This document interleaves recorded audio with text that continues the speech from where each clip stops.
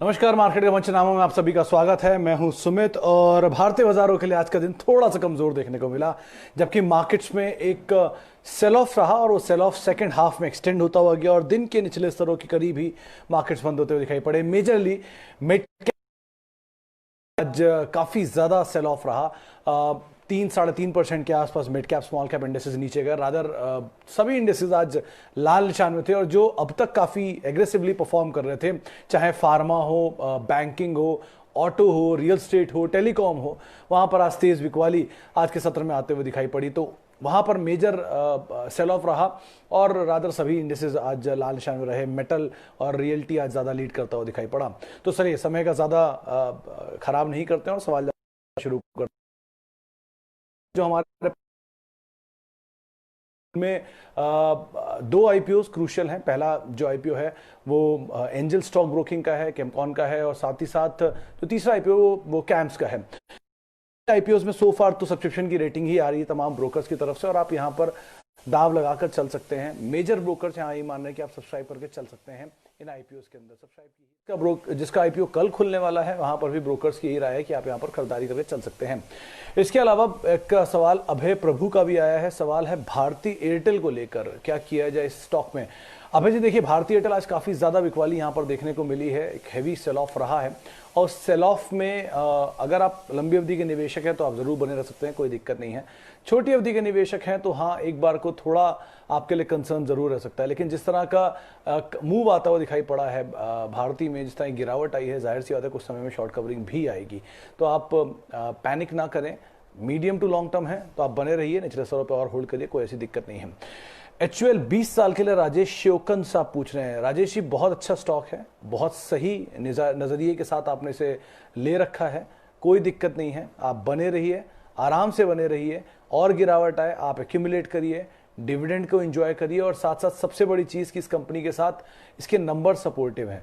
पुरानी हिस्ट्री उठा के देखिए जिस तरह से इस कंपनी ने परफॉर्म किया है। थोड़ा टाइम जरूर ले सकता है, थोड़ा समय आपको भले देना पड़ सकता है, लेकिन 20 साल आपने रखा है तो इस कंपनी में कोई दिक्कत नहीं है, आप आराम से इसके अंदर बने रह सकते हैं। इसके अलावा फिनिक्स मिल को लेकर एक सवाल जिगर पटेल साहब का भी है। पटेल साहब, रियल स्टेट में काफी कार्नेज था और शायद इसी वजह से इसमें भी एक भारी बिकवाली आते हुए दिखाई पड़ी है। मेजरली आप फिलहाल तो बने ही रह सकते हैं, क्योंकि अब लॉस है तो आप क्या बेचेंगे इसे, अगर आपको लॉस हो रहा है तो। लेकिन अगर कोई भी तेज़ी आती है तो आप यहाँ से निकल जाएं, वो ज़्यादा बेहतर आपके लिए एक रणनीति रह सकती है। आप उसके लिहाज से अपनी पोजीशंस को देख सकते हैं और नियर टर्म में ये रणनीति रखेंगे। लॉन्ग टर्म के हिसाब से बहुत ज़्यादा नहीं, लेकिन हाँ, मीडियम टू लॉन्ग टर्म के लिए आप इसे एटलीस्ट होल्ड करके चल सकते हैं। इसके अलावा एक सवाल आया है बैंकिंग स्पेस में, कोटक महिंद्रा बैंक के ऊपर क्या किया जाए। देखिए, आज बहुत क्रूशियल लेवल था 1282, जिसके आसपास इसको बंद होना था। 1282 पे ही ये क्लोज होता हुआ दिखाई पड़ा है। तो लेवल्स के हिसाब से तो ये नंबर क्रूशियल है। बहुत ज़्यादा गिरावट है तो थोड़ी शॉर्ट कवरिंग आ सकती है। अभी भी एक्सपायरी में है 3-4 दिन, तो हो सकता है शॉर्ट कवरिंग का मूव इसके अंदर आए।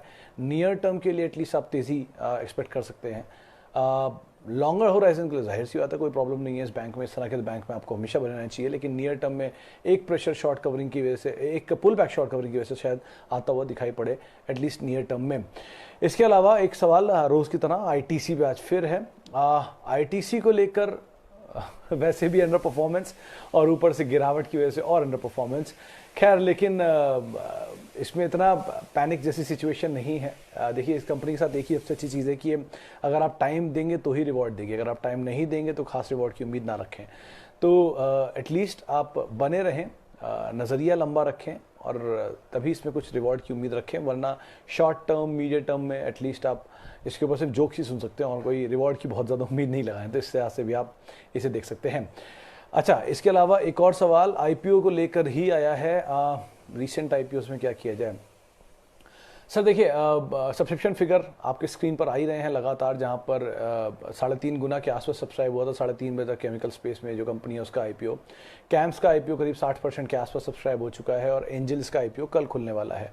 तीनों पे ही ब्रोकर्स की खरीदारी की, यानी सब्सक्रिप्शन की राय है, तो आप उसके लिहाज से इन तीनों को देख सकते हैं। और अगर आप लंबी अवधि के लिए रखना चाहते हैं तो कैम्प्स पर सभी ब्रोकर्स ये मानते हैं कि आप लंबी अवधि के लिए यहाँ पर रह सकते हैं, बने रह सकते हैं और पैसा डाल सकते हैं। इसके अलावा आप छोटी अवधि के लिहाज से लिस्टिंग गेन आप एक्सपेक्ट कर सकते हैं केमकॉन के लिस्टिंग पर, लेकिन एंजल के केस में प्रकाश दीवान जी आज कह भी रहे थे कि नियर टर्म में एटलीस्ट आप लिस्टिंग गेन तो देखेंगे ही, साथ साथ आप वहां से उसको उठा सकते हैं। तो एंजल के अलावा बाकी दो जो आईपीओ हैं ज़्यादा अच्छा आंकड़ा बनते हुए आप देख सकते हैं। चलिए आज थोड़ा डिस्टर्बेंस भी है।